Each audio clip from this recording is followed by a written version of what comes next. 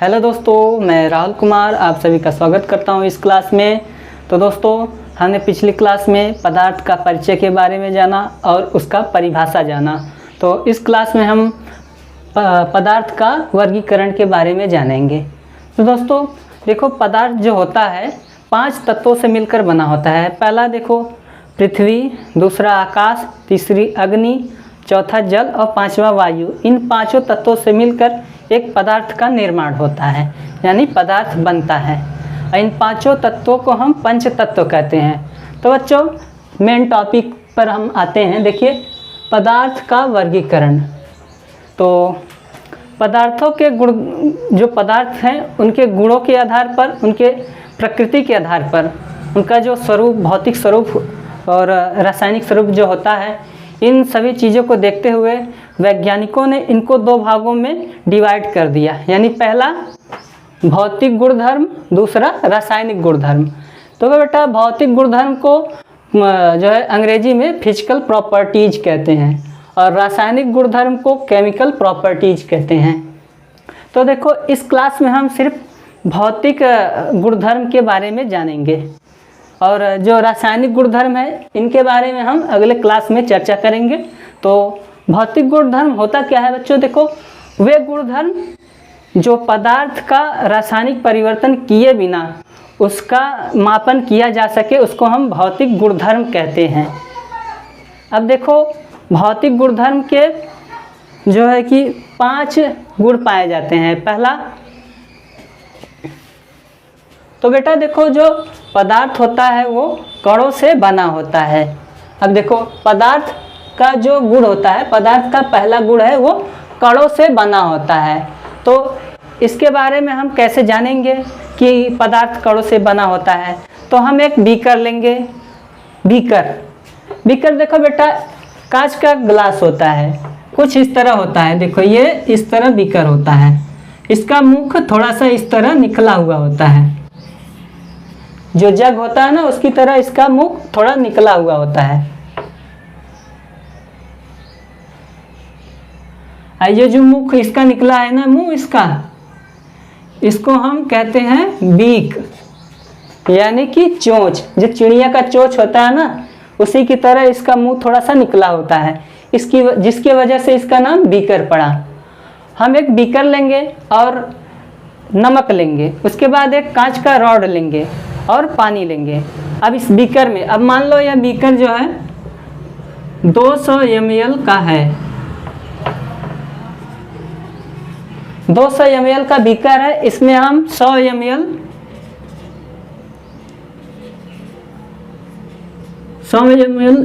इसमें हम 100 ml पानी डालेंगे। उसके बाद हम 1 चम्मच नमक लेंगे। 1 चम्मच नमक लेके इस पानी में डाल देंगे। अब पानी में डालने के बाद अब जो कांच का रॉड लेंगे, उसको हम इस तरह घोलेंगे, नमक को घोलेंगे।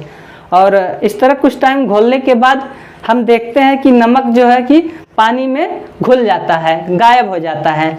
अब हम उसको, बीकर को किसी स्थान पर, स्थिर स्थान पर रख देंगे। अब हम पानी के स्तर को देखेंगे, क्या उसमें कोई बदलाव आया है। तो हम देखते हैं तो पानी में जो नमक घुला है और पानी का स्तर जो होता है उसमें कोई भी बदलाव नहीं आता। इस तरह हमें यह पता चलता है कि जो पदार्थ होता है कणों से बना होता है।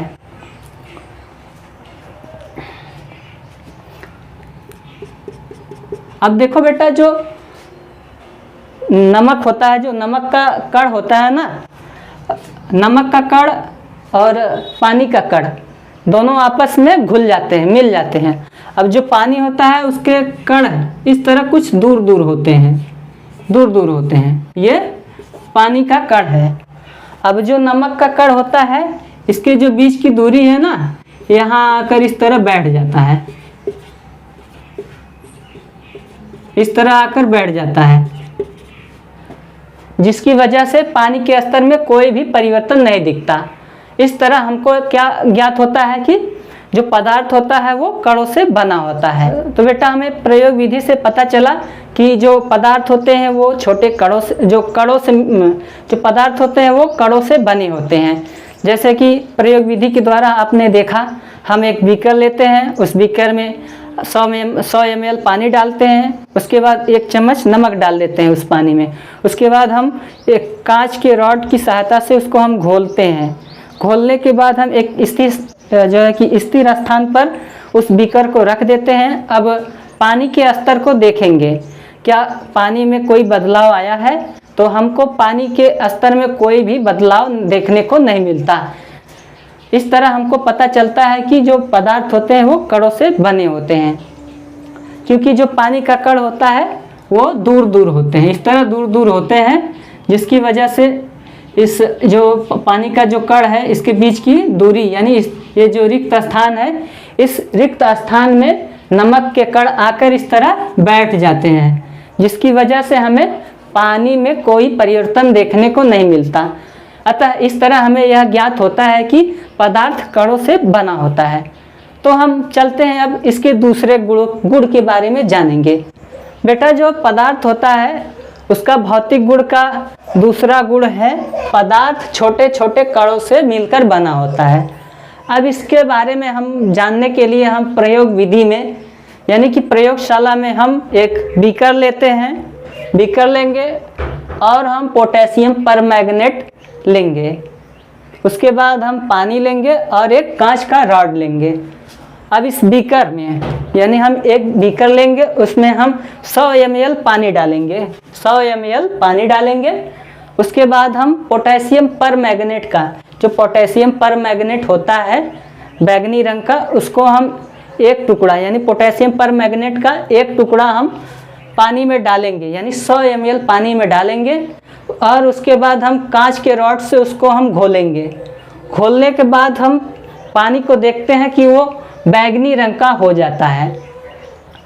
इसी तरह बेटा, अब ये जो घोल बना पानी और पोटेशियम परमैंगनेट का जो घोल बना और घुलने के बाद ये इसका जो कलर होता है पानी का बैंगनी रंग का हो जाता है। अब इसमें से 10 ml यानी जो बैंगनी रंग का कलर हो गया पानी का, जो पानी और पोटेशियम परमैंगनेट का घोल, उसको उसमें से हम 100 ml से 10 ml यानी 100 ml में से 10 ml निकालेंगे पानी और एक दूसरा बीकर लेंगे जिसमें 90 ml पानी डालेंगे। दूसरी बीकर में 90 ml पानी में ये जो 10 ml का घोल है उसको हम इस पानी में डालेंगे, यानी इस बीकर में जो भरा है 90 ml पानी उसमें डालेंगे। अब उसके बाद इसको भी घोलेंगे। घोलने के बाद हम देखते हैं कि अब ये जो दूसरा वाला बीकर है उसका रंग जो है रेड यानी लाल कलर का हो जाता है। पहले में जब हम पोटेशियम परमैंगनेट डालें तो उसका रंग बैंगनी हो जाता है, और वही घोल का पोटेशियम परमैंगनेट और पानी का जो घोल बना है बैंगनी रंग, उसका 10 ml हम पानी लेते मतलब घोल लेते हैं और 90 ml पानी में घोल देते हैं। उसी 10 ml घोल को डालते हैं और उसको जब पानी में घोलते हैं तो उसका रंग रेड कलर हो जाता है। इसी तरह हम इस प्रक्रिया को आगे दोहराते हैं। हम तीसरा एक बीकर लेते हैं, तीसरा, उसमें हम 90 ml पानी डालते हैं। अब उसके बाद ये जो रेड कलर का घोल बना है इसमें से हम 10 ml घोल निकालेंगे और ये तीसरे वाले बीकर में हम उस 10 ml घोल को डाल देंगे। डालने के बाद हम फिर से कांच का रॉड लेंगे, उसको इस तरह शेकिंग करेंगे। शेक करने के बाद जो घोल बनता है उसका रंग देखो हल्का रेड हो जाएगा, हल्का रेड हो जाएगा। इसी तरह बेटा उसको हम जो है कि इस प्रक्रिया को दोहराते जाएंगे तो उसका जो कलर का रंग है हल्का होता जाएगा। पहले देखो बैंगनी था, उसके बाद रेड हुआ, अब हल्का रेड हुआ। अब इसके बाद जो हल्का रेड का घोल बना है उसका 10 ml घोल हम एक चौथा बीकर लेंगे, उसमें भी 90 ml पानी डालेंगे और उसमें भी ये 10 ml घोल डाल देंगे, 10 ml घोल डालेंगे। और डालने के बाद कांच का रॉड लेंगे, उसको भी इस तरह गोल गोल घुमा के जो है पानी में मिलाएंगे तो हमको जो है उसका गुलाबी रंग आता है। तो इस तरह बेटा देखो हम 10 ml घोल निकालने के बाद इस प्रक्रिया को बराबर दोहराते रहेंगे तो एक समय आएगा कि जो पोटेशियम परमैंगनेट का रंग जो होता है पानी में बैंगनी हुआ, वो धीरे धीरे धीरे धीरे धीरे हल्का होता चला जाएगा। इससे हमें यह ज्ञात होता है कि जो पदार्थ के कण होते हैं छोटे छोटे कणों से मिलकर बने होते हैं, जिनका हम कल्पना भी नहीं कर सकते कि वो कितने छोटे हो सकते हैं। तो देखिए इसका हम ये जो प्रक्रिया है घोल में जो पोटेशियम परमैंगनेट पानी में घोलने का, इस प्रक्रिया को हम दोहराते जाएंगे तो पानी का रंग जो होता है हल्का होता चला जाएगा। तो इससे हमें ज्ञात होता है कि जो पदार्थ होते हैं वो छोटे छोटे कणों से मिलकर बने होते हैं, जिनकी हम कल्पना भी नहीं कर सकते और ना ही अपने हम खुली आंखों से देख सकते हैं और ना ही किसी सूक्ष्मदर्शी से देख सकते हैं कि पदार्थ कितना छोटा होता है। इस तरह हमें ज्ञात होता है कि पदार्थ जो होते हैं छोटे छोटे कणों से मिलकर बने होते हैं। अब बढ़ते हैं इसके तीसरे गुण को जानेंगे, पदार्थ के भौतिक गुण के तीसरे नंबर को जानेंगे। बेटा पदार्थ का तीसरा भौतिक गुण होता है, पदार्थ जो होते हैं उनके कणों के बीच में रिक्त स्थान पाए जाते हैं। हमने पहले प्रयोग विधि में देखा था कि हम जब पानी में नमक को डालते हैं नमक को डालते हैं और उसको पानी में घोलते हैं तो नमक पूरी तरह से घुल जाता है। अब देखो यह 100 ml का बीकर है, इसमें हम 100 ml पानी डालते हैं और उसके बाद हम 1 चम्मच नमक डाल देते हैं। नमक डालने के बाद बेटा इसको हम कांच के रॉड से इस तरह घुमाते हैं, इस तरह हम पानी को घोलते हैं, शेकिंग करते हैं, तो नमक जो है पूरी तरह घुल जाता है। तो इस तरह हमको यह ज्ञात होता है कि जो पानी होता है कहीं ना कहीं उनके बीच में खाली स्थान होता है, जहाँ जो नमक के कण होते हैं आकर बैठ जाते हैं, यानी घुल जाते हैं और नमक पता नहीं चलता है।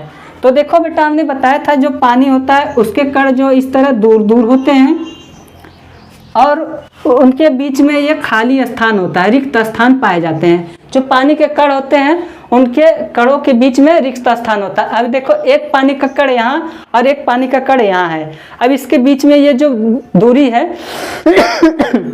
इनके बीच की ये जो दूरी है इसे हम रिक्त स्थान कहते हैं। अब इस रिक्त स्थान में जब हम नमक डालते हैं तो आकर उसका कण जो नमक का कण होता है आके बैठ जाता है। तो नमक का जो कण होता है पानी के कणों के साथ घुल मिलकर पानी के कणों के साथ घुल जाता है। तो इस तरह हमको ज्ञात होता है कि जो पदार्थ होते हैं उनके कणों के बीच में रिक्त स्थान भी पाया जाता है। अब बेटा हम पदार्थ का जो भौतिक गुण होता है यानी कि फिजिकल जो प्रॉपर्टी होती है पदार्थ का, उसके हम 3 गुणों को जान लिया है। अब चौथे गुणों को जानते हैं। पदार्थ का जो कण होते हैं वो गतिमान होते हैं। अब देखो बेटा जो पदार्थ का कण होता है ना वो इस तरह जो है इस तरह जो है मूवमेंट करते रहते हैं, इधर उधर घूमते रहते हैं, आपस में टकराते रहते हैं। तो पदार्थ का कण जो है हमेशा गतिमान रहता है। अब इसको जानने के लिए हम एक कमरे में, मान लो यह एक कमरा है, हम जहाँ खड़े हुए हैं, हम एक मोगरा की अगरबत्ती लेते हैं उसको बिना जलाए एक कमरे के एक कोने में रख देते हैं और एक दूसरा अगरबत्ती लेते हैं मोगरा का, उसको हम जलाकर दूसरे कोने में रख देते हैं। अब जो पहली वाली अगरबत्ती है जो बिना जलाए हमने रखा है कमरे में, उसके पास जाते हैं तब वो महकती है यानी गंध देती है। लेकिन जो जलती हुई अगरबत्ती है वो जो है कि दूर से ही, बड़े दूर से ही उसकी महक चारों तरफ फैल जाती है। तो इस तरह हमें पता चलता है कि पदार्थ का जो कण होते हैं वो गतिमान होते हैं। यानी जो जलती हुई अगरबत्ती है उसकी गंध यानी जो उसकी जो खुशबू है ना वो हवा के साथ जो है, हवा के जो कण होते हैं उनके साथ मिलकर पूरे वातावरण में फैल जाता है, जिसकी वजह से जलती हुई अगरबत्ती का जो खुशबू गंध होता है वो चारों तरफ फैल जाता है। इस तरह हमें पता चलता है कि जो पदार्थ के कण होते हैं वो गतिमान होते हैं, हवा के कण के साथ वातावरण में चारों तरफ फैल जाते हैं। अब बेटा ये तो हो गई हवा में कण जो है गतिमान करते हैं। अब जो है कि जल में भी कण क्या गतिमान होते हैं, तो इस यानी कि जल में भी गतिमान होते हैं कण, उसको भी देख लेते हैं। तो हम क्या करते हैं कि हम 2 बीकर लेते हैं, 2 बीकर ले लिया है। पहला ये बीकर है जिसमें हम पानी रखे हैं, दूसरे वाले बीकर में भी हम पानी ले लेते हैं। अब पहले वाले बीकर में हम स्याही का एक बूंद, अब मान लो ये पेन है जिसका कलर जो है, इसकी स्याही का कलर नीला है, उसका एक बूंद हम निकाल कर इस बीकर में, पहले वाले बीकर में डाल देते हैं जिसमें पानी भरा हुआ है। अब ये दूसरा वाला जो बीकर है इसमें हम शहद 1 चम्मच शहद डाल देते हैं। अब इसको हम कुछ देर तक इसी तरह रख देते हैं, किसी स्थान पर, किसी अस्थायी स्थान पर रख देते हैं, स्थिर स्थान पर। और कुछ टाइम के बाद जब हम आकर देखते हैं तो जो पानी होता है, जो पानी है जिसमें नीला रंग का स्याही डाले हैं, वो पानी पूरी तरह नीला हो जाता है, और जिसमें शहद डाले हैं उसमें शहद पूरी तरह से घुलना नहीं रहता है, वो घुल नहीं पाता है। तो इस तरह हमें यह पता चलता है कि पदार्थ का जो कण होता है वो पानी में भी गतिमान होते हैं, स्थिर पानी में भी वो गतिमान होते हैं। तो अब ये जो बेटा जो स्याही जो होता है, नीली रंग की स्याही थी, वो पानी में पूरी तरह से घुल जाता है, पानी का रंग नीला हो जाता है। तो ये जो है, जो नीली स्याही होती है पानी में जल्दी से घुल जाता है, जबकि जो शहद होता है वो पानी में बड़े ही धीमे गति से घुलता है। तो ये जो जल्दी से घुल जा रहा है, जो स्याही का एक बूंद है पानी में जल्दी से घुल जा रहा है, उसे हम विसरण कहते हैं। दो भिन्न पदार्थ आपस में जल्दी से मिल जाते हैं तो उसको हम क्या कहते हैं? विसरण। तो बेटा अगर कोई पूछे विसरण किसे कहते हैं तो आप लोग बता देंगे ना? क्या आप लोग बता सकते हैं? तो बताइएगा। दो विभिन्न प्रकार के पदार्थ आपस में जल्दी से मिल जाते हैं, उसे हम विसरण कहते हैं। अब हम पदार्थ का, उसका 5वां गुण होता है, जो पदार्थ का 5वां गुण है, पदार्थ के कण एक दूसरे को आकर्षित करते हैं। जो पदार्थ के कण होते हैं ना, वो आपस में एक दूसरे को इस तरह आकर्षित करते हैं, एक दूसरे को आप अपनी ओर खींचते हैं। और यानी मान लो ये देखो, ये एक पदार्थ ये है, अरे सॉरी, एक कण ये है और दूसरा कण ये है, ये आपस में इस तरह खींचते हैं। अब ये जो खींच रहा है, इस तरह मान लो खींच रहा है, तो इन दोनों के बीच में जो बल लग रहा है उस बल को हम आकर्षण बल कहते हैं, जिसे हम ससंजन बल भी कहते हैं। यानी कि आकर्षण बल को ससंजन बल भी कहते हैं। अब देखो, अब मान लो,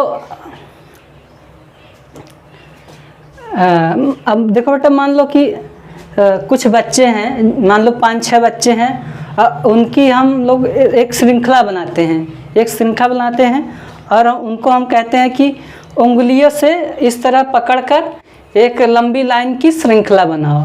तो वो लोग उंगली से पकड़कर इस तरह तो एक लंबी लाइन की श्रृंखला बनाते हैं, और एक दूसरी श्रृंखला भी बनाते हैं। 6 बच्चों की एक दूसरी भी श्रृंखला बनाते हैं, जो आपस में इस तरह पूरे इस तरह जो है कि हाथों को पकड़े रहते हैं, इस तरह। यहाँ से बता रहे हैं, यहाँ जो है मुट्ठी इस तरह पकड़ के श्रृंखला बनाते हैं। अब तीसरी लाइन के जो बच्चे हैं, 6 बच्चे, वो आपस में जो है कमर के पीछे, इस तरह कमर के पीछे हाथों से पकड़कर एक लंबी श्रृंखला बनाते हैं। अब देखो, जो पहली श्रृंखला है बच्चों की, वो उंगलियों से इस तरह पकड़ के श्रृंखला बनाए हुए हैं।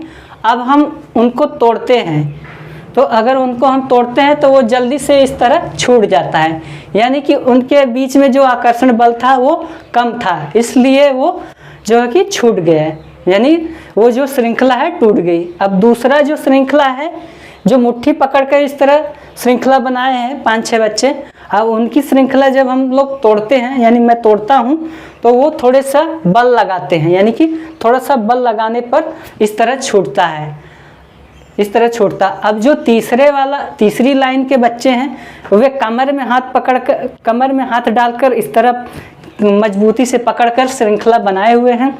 अब उनको तोड़ने में बहुत ही अधिक बल लगता है। तो ये जो बल लग रहा है ना बेटा, इसी को हम क्या कहते हैं? आकर्षण बल। अब देखो बेटा, मान लो, अब ये देखो, मान लो यह एक नल है, यह एक नल है जिसमें से इस तरह पानी निकल रहा है। अब यहाँ इस तरह एक डंडा लगा दो। अब डंडा लगाए तो पानी जो है इस तरह फैल कर आने लगता है।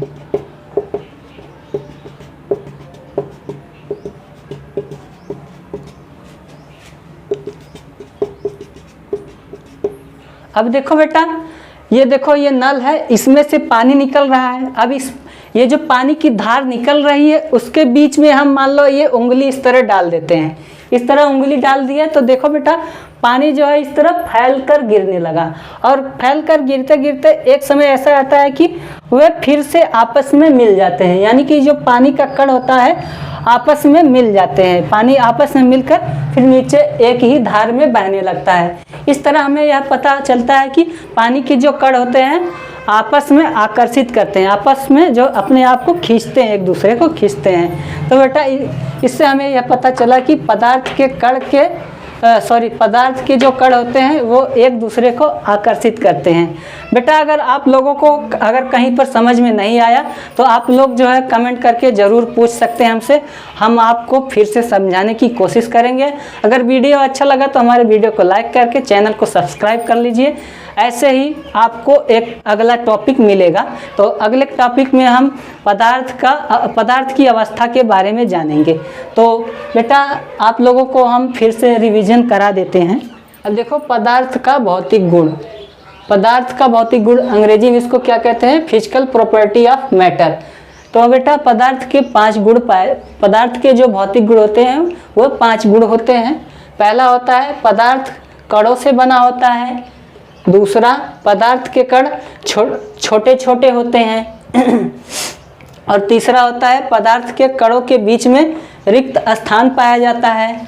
और चौथा है पदार्थ के कणों में गतिज ऊर्जा होती है, यानी जो पदार्थ के जो कण होते हैं वो गति करते रहते हैं ना, इस गति को क्या कहते हैं, गतिज ऊर्जा कहते हैं।